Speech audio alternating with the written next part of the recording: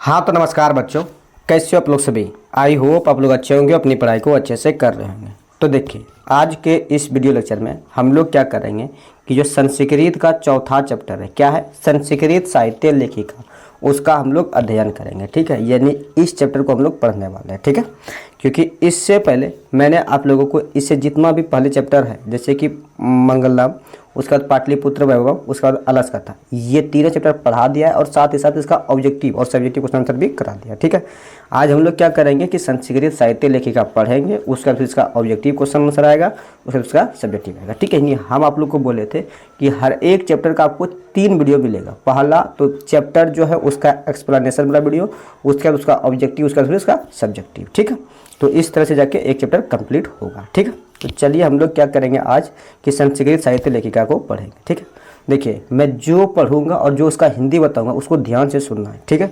क्योंकि जो ऑब्जेक्टिव में क्वेश्चन बनता है ना, वो हिंदी से ही बनता है और सब्जेक्टिव में भी हिंदी से। ठीक है, संस्कृत मात्र नाम मात्र है कि संस्कृत आपको पढ़ना है, लेकिन जो लिखना है वो हिंदी में ही लिखना है। ठीक, तो इसीलिए आपको चैप्टर का जो अर्थ हम बताएंगे उसको ध्यान से सुनना है। ठीक है, तो चलिए फिर हम लोग अब शुरू करते हैं। ठीक है, देखिए पहला क्या लिखा है, देखिएगा लिखा है कि समाजस्य यानम पुरुष नारीभ्यश्च चलती।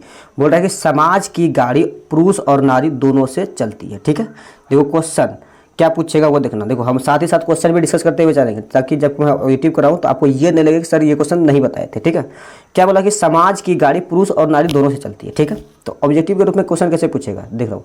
क्वेश्चन पूछेगा कि समाज की गाड़ी किससे चलती है, तो आंसर में मारना है पुरुष और स्त्री दोनों से। ठीक है, आगे लिखा है कि साहित्यापि उभयो समानम महत्वम।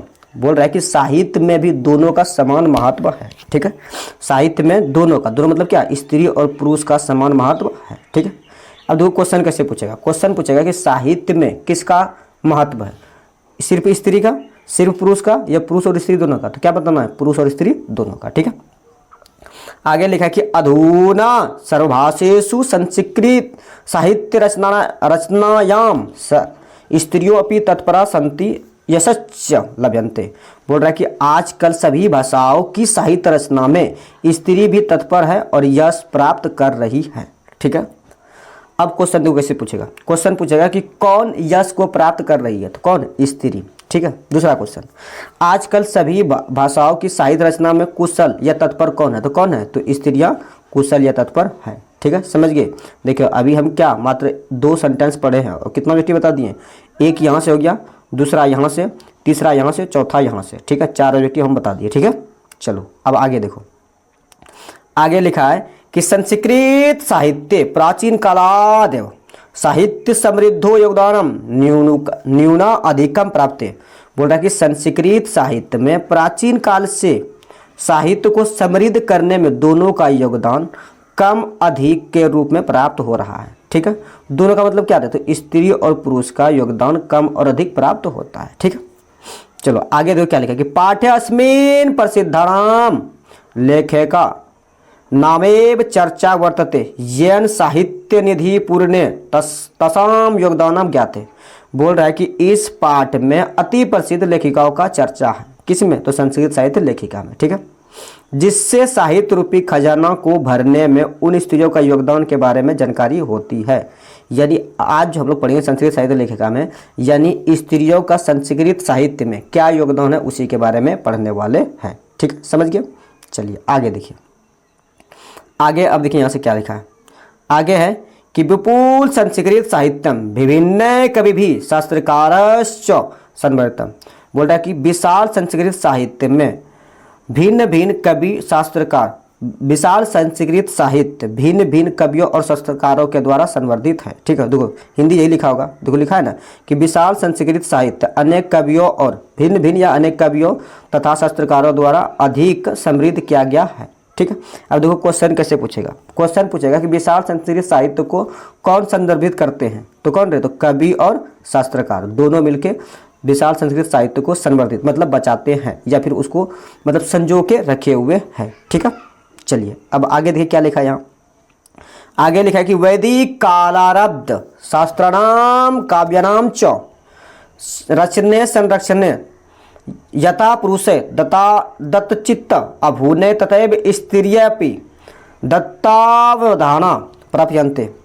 बोल रहा है कि काल आरंभ यानी वैदिक काल से ही शास्त्रों और काव्यों के रचना और संरक्षण में, वैदिक काल से ही शास्त्रों और काव्यों के रचना और संरक्षण में जिस प्रकार पुरुष अपना योगदान दिए हैं, ठीक उसी प्रकार स्त्रियां भी अपना योगदान दी है, और ये हम लोग को संस्कृत साहित्य से प्राप्त होता है। ठीक है, वैदिक काल से। देखो हिंदी भी यही लिखा होगा, देखो क्या लिखा है कि वैदिक काल के आरंभ से ही शास्त्रों तक काव्यों की रचना और संरक्षण में पुरुषों के समान स्त्रियों भी सावधान थी। यानी जिस तरह पुरुष संस्कृत साहित्य को संवर्धित करने में अपना योगदान दिए थे, ठीक उसी तरह स्त्रियां भी संस्कृत साहित्य को संवर्धित करने में अपना योगदान दिए थे। ठीक है, चलिए अब आगे देखो क्या लिखा है। आगे लिखा है कि वैदिक युगे मंत्राणाम दर्शका न केवल ऋषिया प्रयुक्त ऋषिका भी संति। बोल रहा है कि वैदिक काल में मंत्रों के दर्शक ना केवल ऋषि अपितु ऋषिका भी है। क्या हो गया इसका हिंदी कि वैदिक काल में मंत्रों के दर्शक ना केवल ऋषि बल्कि ऋषिका भी है। ठीक है, आगे लिखा है कि ऋग्वेदे चतुर्विंशति अथर्ववेदे 54 ऋषिका मंत्र दर्शन व्यक्त्यो निर्दिश्यन्ते यथा यामी अपला उर्वशी इंद्राणी वागंबरी इत्यादि। बोल रहा है कि ऋग्वेद में 24, ऋग्वेद में कितने रे, ऋग्वेद में 24 और अथर्ववेद में कितना तो 5 मंत्रवती ऋषिकाओं का वर्णन है, जैसे यमी, यपला, उर्वशी, इंद्राणी, वागंबरी। ठीक है, ये देखो अथर्ववेद में जो 5 का चर्चा किया है ना, 5 में से है यमी है, अपला है, उर्वशी है, इंद्राणी है और वागंबरणी है। ठीक है, ये 5 मंत्रों के दर्शक अथर्ववेद में है। ठीक है, अब दो क्वेश्चन कैसे पूछेगा, क्वेश्चन पूछेगा कि ऋग्वेद में कितनी मंत्रवती ऋषिकाओं का वर्णन है, तो कितनी रे 24। उसके बाद क्वेश्चन पूछेगा कि अथर्ववेद में कितनी मंत्र दर्शनवती ऋषिकाओं का वर्णन है, तो कितना है तो 5 है। ठीक है, समझ आ गया। चलिए अब आगे देखिए क्या लिखा है।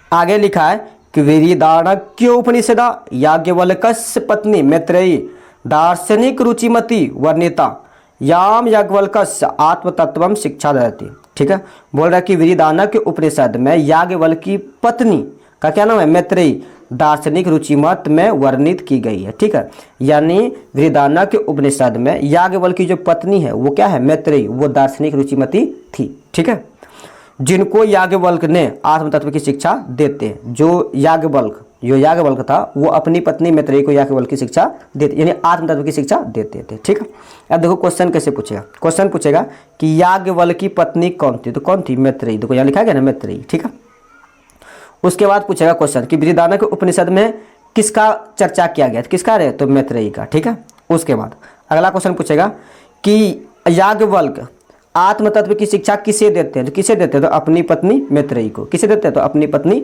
मैत्रेयी को। ठीक है, समझ आ गया। चलिए आगे लिखा है कि जनकस्य सभायाम शास्त्रार्थ कुशल गार्गी वाचनकवि तिष्ठति सभा। बोल रहा है कि जनक की सभा में शास्त्रार्थ कुशल गार्गी नाम की विदुषी रहती थी। अब सुनना क्वेश्चन बोल रहा है कि क्वेश्चन बोलेगा कि जनक के सभा में शास्त्रार्थ करने में कुशल कौन थी, तो गार्गी, ऑप्शन में गार्गी। ठीक है, समझ गया क्या। अब आगे देखो क्या लिखा है। महाभारते अपि जीवन प्रयत्नम वेदांत अनुशीलम प्राय सुलभया वर्णम लभ्यते। बोल रहा है कि महाभारत में भी जीवन पर्यंत वेदांत अध्ययन में स्त्रियां रही है, ये बात आसानी से वर्णित मिलती है। ठीक है, बोलेगा कि महाभारत में जीवन पर्यंत वेदांत अध्ययन में किसका वर्णन मिलता है, तो किसका है, तो स्त्रियां का वर्णन मिलता है। ठीक है, समझ गए। चलिए अब आगे देखिए क्या लिखा है। आगे लिखा है कि लौकिक संस्कृत साहित्य प्रायेण 4 कवियत्रिणीनाम सार्धशतम पद्यानि स्पुष्ट रूपेण इष्टो लभ्यन्ते। बोल रहा है कि लौकिक संस्कृत साहित्य में प्राय 40 कवियत्रों के 150 पद यानी 150 पद, कितना है 150 पद स्पष्ट रूप से जहां तहां प्राप्त होते हैं। ठीक है, क्वेश्चन देखो कैसे पूछेगा। क्वेश्चन पूछेगा कि लौकिक संस्कृत साहित्य में कितने कवित्रों के स्पष्ट मिलते हैं, कितने 40 कवित्रों के 150 पद, कितने 40 कवित्रों के 150 पद मिलते हैं। ठीक है, अब आगे दो क्या लिखा है, आगे लिखा है कि तासु विजयांका प्रथम कल्पा वर्तते, और इसका हिंदी हो गया कि उनमें से विजयांका प्रथम कल्पा थी। जो 150 कवित्रियों के पद जो मिलते हैं ना, उसमें से प्रथम कल्पा कौन थी, तो विजयांका। कौन थी रे, विजयांका। ठीक है। अब वो क्वेश्चन कैसे पूछेगा, क्वेश्चन पूछेगा कि लौकिक संस्कृत साहित्य में प्रथम कल्पा कौन थी, तो कौन थी, विजयांका थी। कौन थी, विजयांका थी। अब आगे यहाँ से सा च श्याम वर्ण आसीदिति पदयनैन स्फुटी भवती, बोल रहा है कि वो और वो श्याम वर्ण की थी, ये इस पद से स्पष्ट होता है। ठीक है। जो विजयांका थी वो किस वर्ण की थी, तो श्याम वर्ण की थी। क्वेश्चन पूछेगा कि विजयांका किस वर्ण की थी, तो किस वर्ण की, तो श्याम वर्ण की थी। समझ आ गया। चलिए आगे देखिए क्या लिखा। आगे लिखा है कि नील उपदल श्यामां विजयांकां जानता वृथेव दांडीना प्रयुक्ता सर्व शुक्ला सरस्वती, बोल रहा है कि नील उपदल श्यामां विजयांकां जानता वृथेव दांडीना प्रोक्ता सर्व शुक्ला सरस्वती। ठीक है। अब देखो इसका हिंदी क्या हो गया, हिंदी हो गया कि नीले कमल के समान श्याम वर्ण की विजयांका को कौन नहीं जानता है, व्यर्थ ही दांडी ने उसे सर्व शुक्ला सरस्वती कहा है। ठीक है। अब क्वेश्चन सुनना, क्वेश्चन बोलेगा कि श्याम वर्ण की कौन थी, तो विजयांका, जान ही रहे हैं। ठीक है। क्वेश्चन अगला क्वेश्चन बोलेगा कि दांडी ने सर्व शुक्ला सरस्वती किसे कहा गया, तो किसे कहा गया, तो विजयांका को। ठीक है। अगला क्वेश्चन इसी से रिलेटेड होगा, मतलब थोड़ा उलट के लैंग्वेज में हेर फेर करके क्वेश्चन पूछेगा कि विजयांका को सर्व शुक्ला सरस्वती किसने कहा था, तो आंसर में बोलना है दांडी ने। किसने, दांडी ने। ठीक है। चलिए आगे देखिए क्या लिखा है। आगे लिखा है कि तास्य काला अष्टम शतकम अत्यन्यूमित, बोल रहा है कि उनका समय 8वीं शताब्दी अनुमान किया जाता है। किनका, तो विजयांका का समय 8वीं शताब्दी अनुमान किया जाता है। क्वेश्चन पूछेगा कि विजयांका किस काल की कवियत्री थी, तो किस काल की, तो 8वीं शताब्दी की। ठीक है। आगे लिखा कि चालुक्य वंशीयस्य चंद्रादित्यस्य राज्ञी विजय भट्टारिका विजयांका अतीब इति मन्यते, बोल रहा है कि अनेकों विद्वानों का मानना है कि चालुक्य वंश के राजा चंद्रादित्य की रानी विजय भट्टारिका ही विजयांका है। ठीक है। अब देखो क्वेश्चन कैसे पूछेगा, क्वेश्चन पूछेगा कि चालुक्य वंश के राजा कौन थे, तो चंद्रादित्य थे। ठीक है। अगला क्वेश्चन, चालुक्य वंश के राजा का नाम कौन था, क्या था, कौन नहीं क्या था, तो क्या था, विजय भट्टारिका या विजयांका। ठीक है। अब अगला क्वेश्चन, विजय भट्टारिका कौन थी, तो कौन थी, विजयांका, यानी विजयांका को ही विजय भट्टारिका के नाम से जाना जाता था, और वो विजयांका चालुक्य वंश के राजा चंद्रादित्य की रानी थी। ठीक है। चलो अब अगला देखो आगे क्या लिखा है। आगे लिखा है कि किंच शिला भट्टारिका देवकुमारिका राम भद्राम्बा प्रभत्यो दक्षिण भारतीय संस्कृत लेखिका स्वस्फुट पदये प्रसिद्धा, बोल रहा है कि कुछ और शिला भट्टारिका देव कुमारिका राम भद्राम्बा आदि दक्षिण भारतीय संस्कृत लेखिकाओं की कविता प्रसिद्ध है। ठीक है। देखो इस लाइन से सब्जेक्टिव क्वेश्चन पूछेगा, कैसे पूछेगा वो देखना। सब्जेक्टिव क्वेश्चन पूछेगा कि दक्षिण भारतीय कवियत्री कौन कौन थी। ठीक है। तो लिखना है कि दक्षिण भारतीय कवियत्री शिला भट्टारिका देव कुमारिका राम भद्राम्बा आदि दक्षिण भारतीय कवियत्री थी। ठीक है। समझ गया। चलिए अब आगे देखिए। आगे लिखा है कि विजयनगर राजस्य नरेशा संस्कृत भाषा संरक्षणाय कृत प्रयास आसन्निति विदित एमेव, बोल रहा है कि विजयनगर के राजा ने संस्कृत भाषा की रक्षा के लिए जितना प्रयास किया है वो ज्ञात ही है। ठीक है। बोल रहा है कि विजयनगर का जो राजा था उसने संस्कृत भाषा के संरक्षण के लिए बहुत अधिक प्रयास किए थे। ठीक है। अब क्वेश्चन पूछेगा, लिखना। क्वेश्चन पूछेगा कि संस्कृत भाषा के संरक्षण के लिए किसने प्रयास किया था, किसने, तो विजयनगर का जो राजा था उसने प्रयास किया था। ठीक है। आगे लिखा कि तेषाम अंतपुरे अपि संस्कृत रचना कुशलया राज्ञो भवना, बोल रहा है कि उनके अंतपुर में संस्कृत के कुशल रचनाकार हुए। ठीक है। कंपन रायस चतुर्दशकम लिखा है राज्ञी गंगा देवी मधुरा विजयम इति महाकाव्यम स्वस्वामिनो विजय घटना आश्रितम रचयत तत्र लंकाणाम सन्निवेश आवर्जको वर्तते बोल रहा है कि 14वीं शताब्दी में कंपन राय की रानी गंगा देवी मधुरा विजयम नामक महाकाव्य की रचना की। अपने स्वामी विजय घटना के आश्रय में रचना की। उसने अलंकारों का सुंदर प्रयोग किया है। ठीक है, अब देखो क्या बोला कि 14वीं शताब्दी में कंपन राय की रानी थी गंगा देवी। ठीक है, उन्होंने मधुरा विजय नामक महाकाव्य की रचना की थी और उसमें अपने पति के जो विजय का वर्णन था उसमें वो चर्चा किए थे। ठीक है, अब क्वेश्चन सुनना। क्वेश्चन पूछेगा कि कंपन राय का समय क्या था, तो क्या था 14वीं शताब्दी। ठीक है, अगला क्वेश्चन, कंपन राय की रानी कौन थी, तो मधुरा गंगा देवी। ठीक है, अगला क्वेश्चन, मधुरा विजयम नामक महाकाव्य के रचनाकार कौन है, तो कौन है, तो गंगा देवी। कौन है, गंगा देवी। ठीक है, ये क्वेश्चन इस लाइन से पूछेगा। ठीक है, समझ गए। चलिए अब आगे देखिए क्या लिखा है। आगे लिखा है कि तस्मिन्नम् एव राज्ये षोडशतकं शासनं कुर्वता अच्युत राजस्य राज्ञी तिरुमलाम्बा वरदाम्बिका परिणय नामक प्रोडम चंबुकाव्यम रचयत। बोल रहा है कि उनके ही राज्य में 16वीं शताब्दी में राज करते हुए अच्युत राय की रानी तिरुमलाम्बा ने वरदाम्बिका परिणय नामक विशाल चंपू काव्य की रचना की है। ठीक है, देखो विजयनगर में ही राज करते हुए 16वीं शताब्दी में एक राजा हुए जिसका नाम क्या था, अच्युत राय। ठीक है, अच्युत राय, जिसका समय क्या था, 16वीं शताब्दी। क्या समय था, 16वीं शताब्दी। ठीक है, और उसकी रानी का नाम था तिरुमलाम्बा। ठीक है, और तिरुमलाम्बा ने वरदाम्बिका परिणय नामक रचना काव्य की रचना की थी। ठीक है, अब क्वेश्चन सुनना। क्वेश्चन पूछेगा कि अच्युत राय का समय क्या था, तो क्या समय था, 16वीं शताब्दी। ठीक है, अच्युत राय की रानी का क्या नाम था, तो तिरुमलाम्बा। ठीक है, तिरुमलाम्बा ने किस महाकाव्य की रचना की थी, तो वरदाम्बिका परिणय नामक महाकाव्य की रचना की थी। ठीक है, समझ गए। चलिए अब आगे देखिए क्या लिखा है। आगे लिखा है कि तत्र संस्कृत गदस्य छठा समस्त पदावल्यस्य ललित पदाविन्यासन चातीव शोभते। बोल रहा है कि उसमें संस्कृत गदा की छटा तथा सुंदर पदाविन्यास अति रमणीय थी।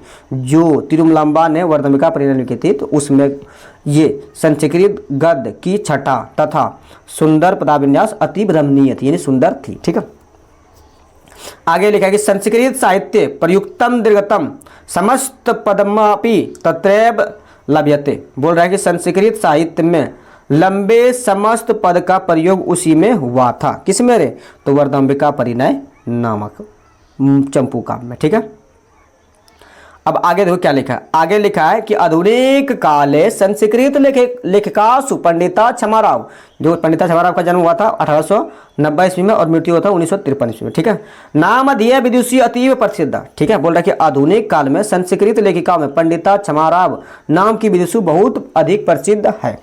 पंडिता क्षमाराव का जन्म कब हुआ था, 1890 ईस्वी में और मृत्यु हुई 1953 ईस्वी में। हालांकि ये सब नहीं पूछा जाता है, पूछेगा क्या वो सुनना।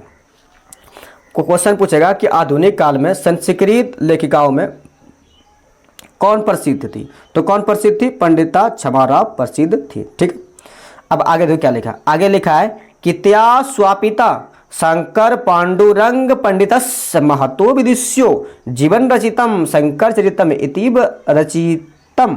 बोल रहा कि उन्होंने अपने पिता पंडित शंकर पांडुरंग की महान विद्वता जीवन चरित्र पर शंकर चरितम की रचना की है। ठीक है, अब देखो क्वेश्चन कैसे पूछेगा। क्वेश्चन पूछेगा कि पंडिता क्षमाराव के पिता का क्या नाम था, क्या नाम था, तो पंडित शंकर पांडुरंग। ठीक है, उसका क्वेश्चन पूछेगा कि शंकर चरितम के रचनाकार कौन है, तो कौन है, तो पंडिता क्षमाराव है। ठीक है, चलो अब आगे देखो क्या लिखा है। आगे लिखा है कि गांधी दर्शन प्रभाविता स्व सत्याग्रह मीरा लहरी कथा मुक्तावली विचित्र परिषद यात्रा ग्राम ज्योति इत्यादिना अनेकान पद्य ग्रंथान प्रणवितवती। बोल रहा कि गांधी दर्शन से प्रभावित होकर उन्होंने सत्याग्रह गीता मीरा लहरी कथा मुक्तावली विचित्र परिषद यात्रा ग्राम ज्योति इत्यादि अनेक गद्य पद की रचना की है। ठीक है, किसने की है, तो पंडिता क्षमाराव ने। ठीक है, क्वेश्चन पूछेगा कि गांधी दर्शन से प्रभावित होकर किसने सत्याग्रह गीता की रचना की, तो किसने रे, तो पंडिता क्षमाराव ने। ठीक है, अगला क्वेश्चन, मीरा लहरी के रचनाकार कौन है, तो पंडिता क्षमाराव। कथा मुक्तावली के रचनाकार कौन है, तो पंडिता क्षमाराव। विचित्र परिषद यात्रा के रचनाकार कौन है, पंडिता क्षमाराव। ग्राम ज्योति के रचनाकार कौन है, तो पंडिता क्षमाराव। ठीक है, चलिए अब आगे देखिए क्या लिखा है। आगे लिखा है कि वर्तमान काले लेखना आतासु कवियत्रीसु पुष्पा दीक्षित वनमाला भवालकर मिथिलेश कुमारी मिश्र प्रवृत्ति आयुदिनम संस्कृत साहित्यम पुरयंती।